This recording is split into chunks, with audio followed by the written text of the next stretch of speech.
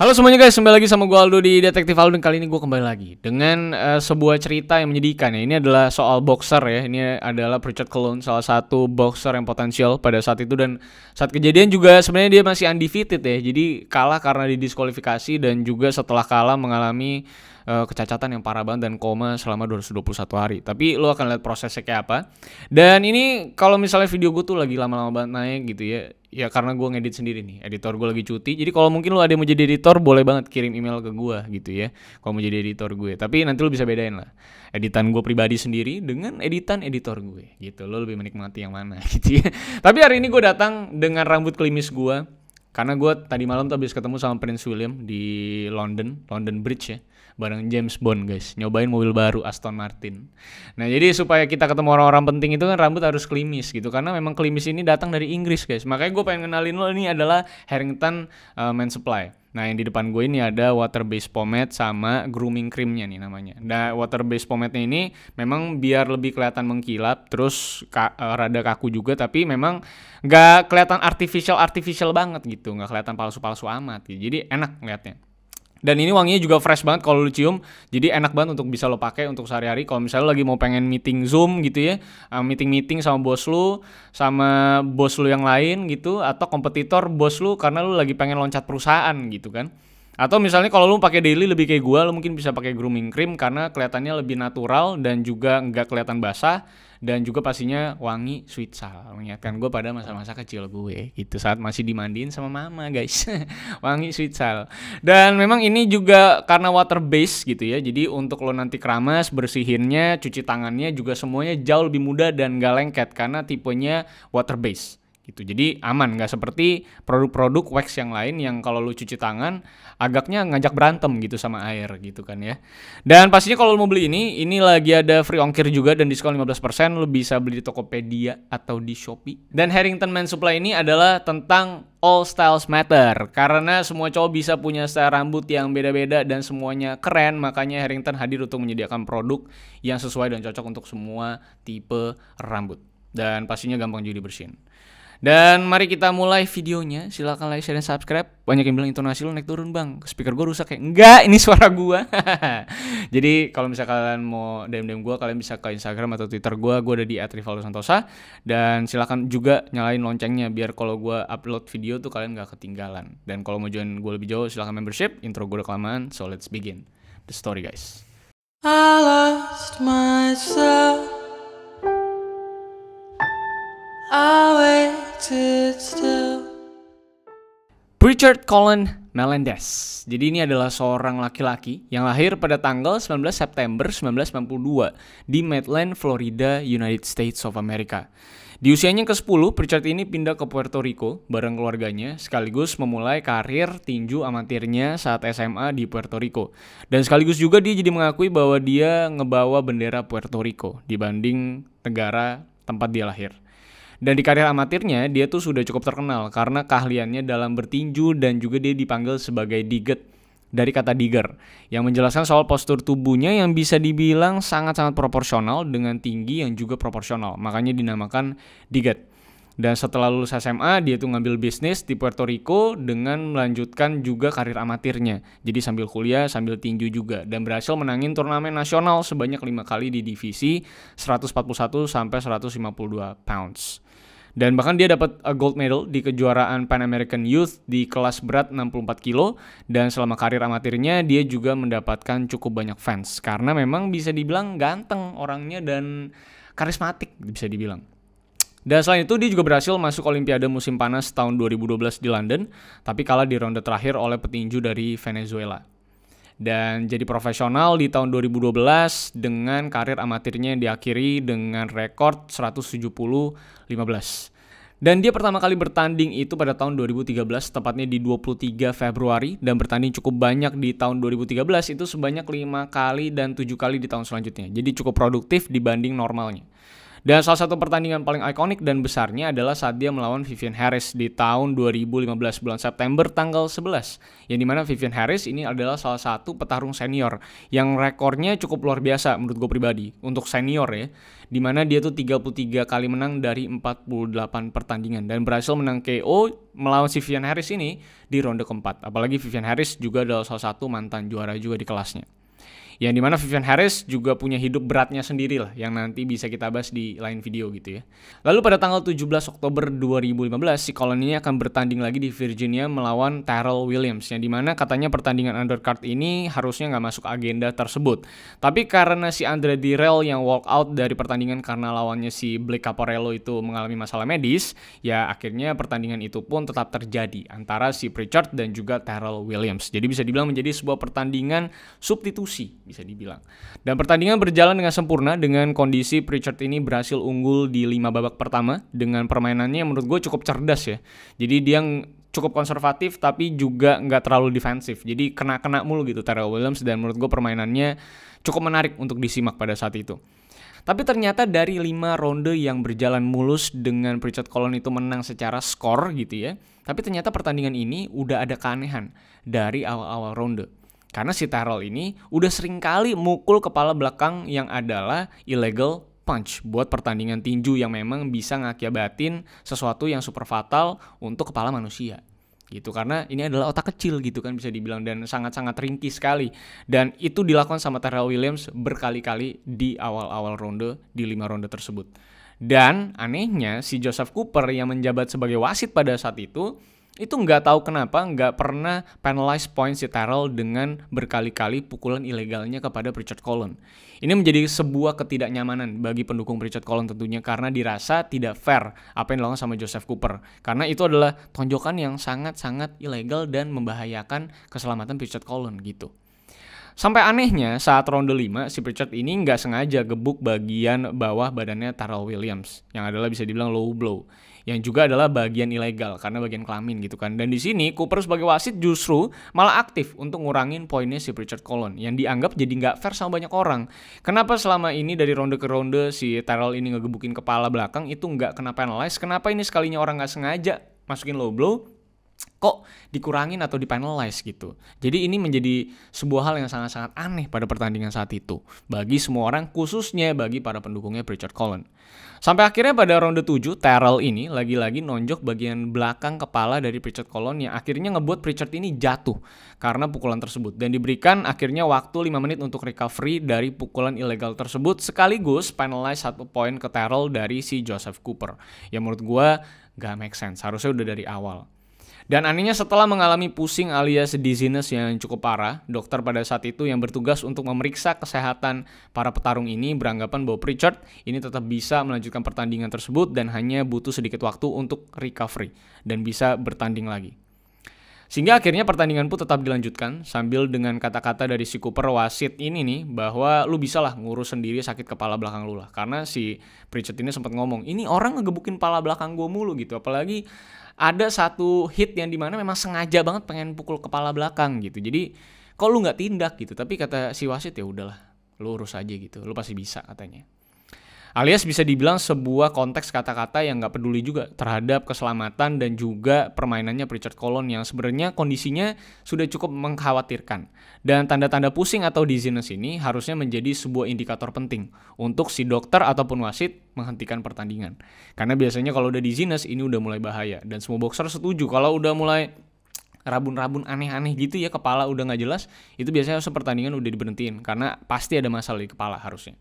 Dan akhirnya pertandingan pun terus berlanjut karena Prichard juga merasa dia masih bisa bertanding walaupun kepala belakangnya katanya juga udah mulai pusing-pusing gitu ya. Dan akhirnya di ronde ke-9 Prichard ini jatuh 2 kali dengan kondisi nonjok lagi kepala belakang, yang tentunya nggak dikasih penalize sama si Joseph Cooper, yang dikasihin kayaknya ini wasit tuh bisa dibilang kayaknya nggak peduli sama orang-orang di luar Amerika atau mungkin bukan orang kulit hitam apa gimana, nggak ngerti lah. Joseph Cooper intinya terlihat sangat pesisir pada saat itu karena tindakannya sebagai wasit seakan-akan tidak adil gitu. Lalu Prichard Colin pun akhirnya ke sudut gitu, dan timnya membuka sarung tangannya Prichard Colin dengan asumsi dari timnya bahwa pertandingan sudah selesai karena Prichard Colin kayaknya udah nggak bisa bertanding lagi.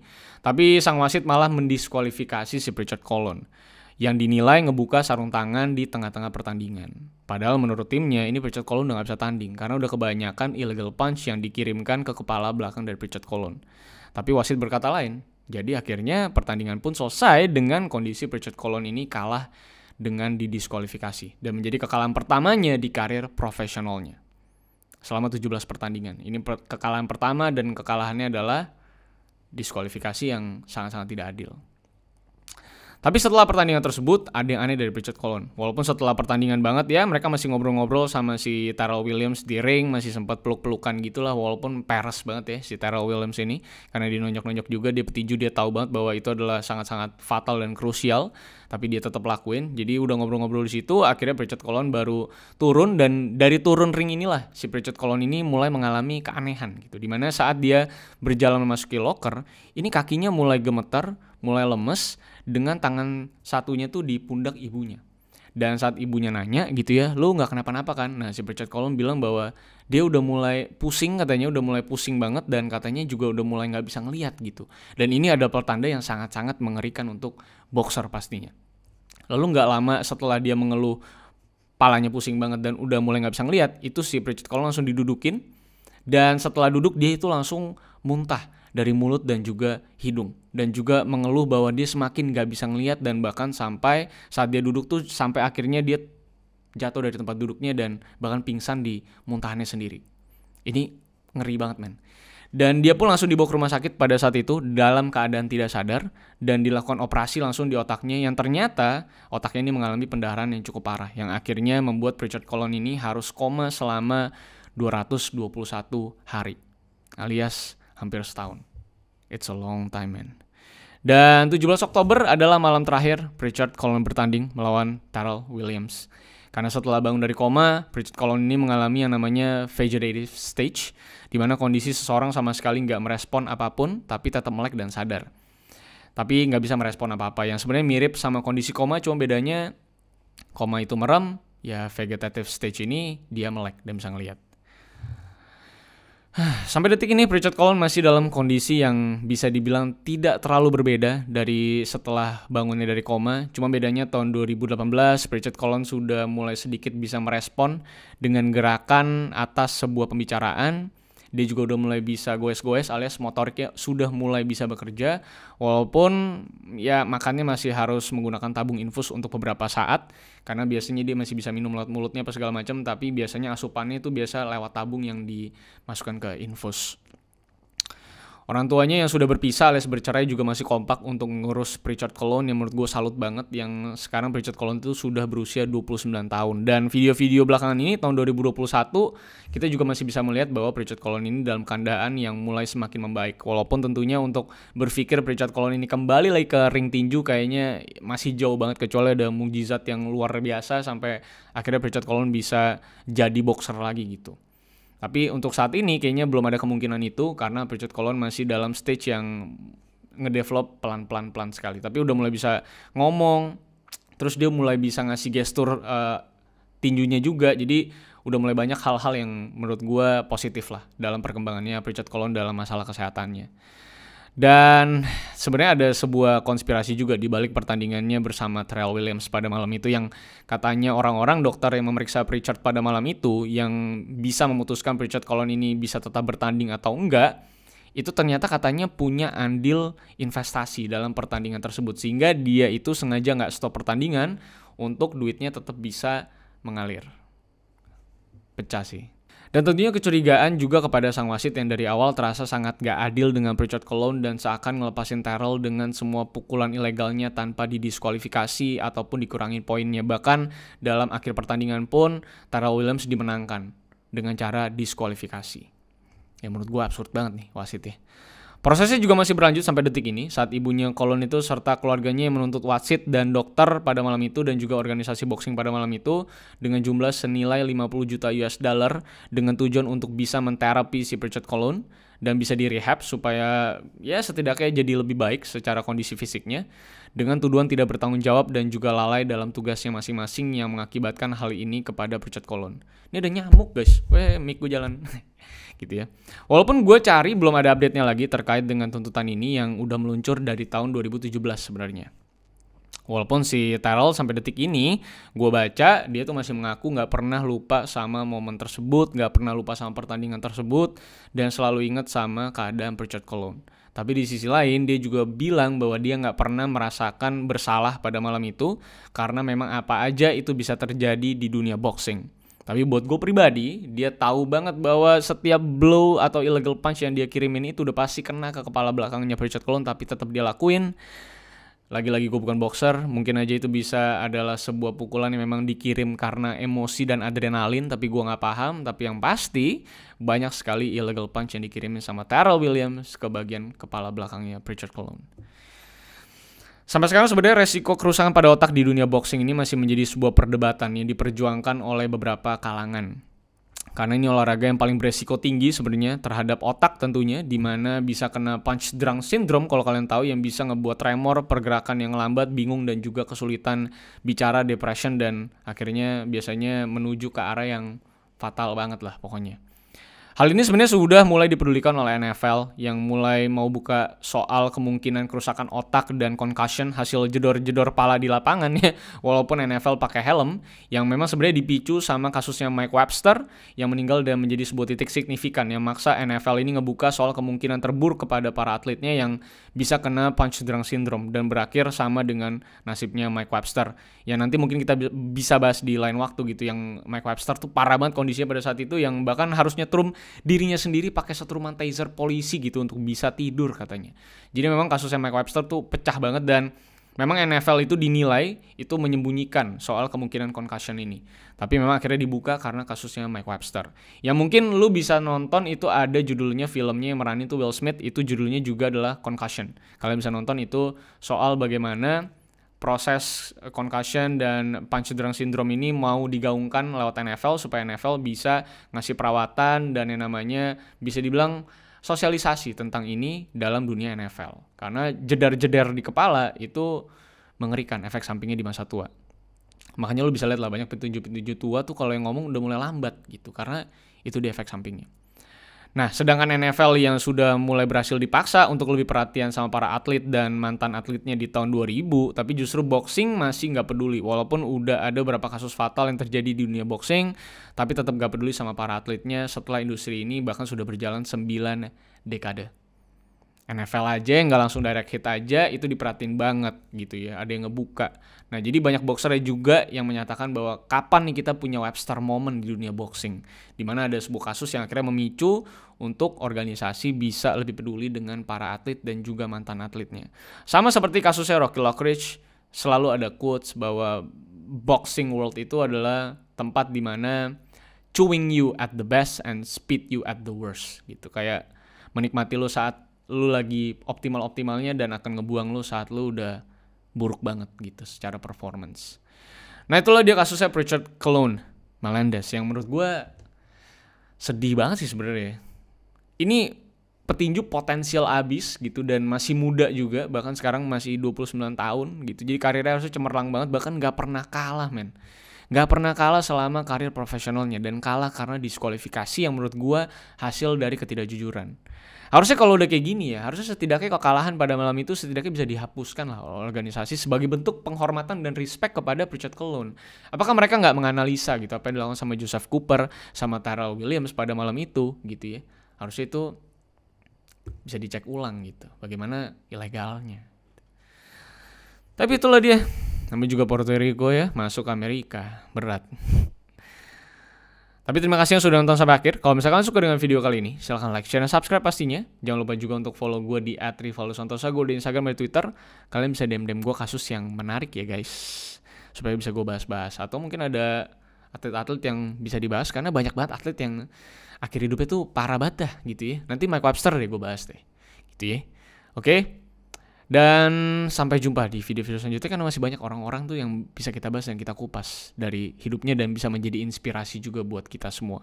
Kalau Pritchard Colon masih bisa semangat dan orang tuanya masih bisa semangat dengan keadaan seperti ini, harusnya kita juga masih bisa berjuang.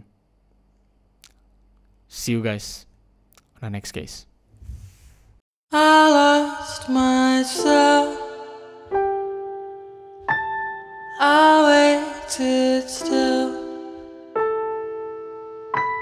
for a glimmer to arrive.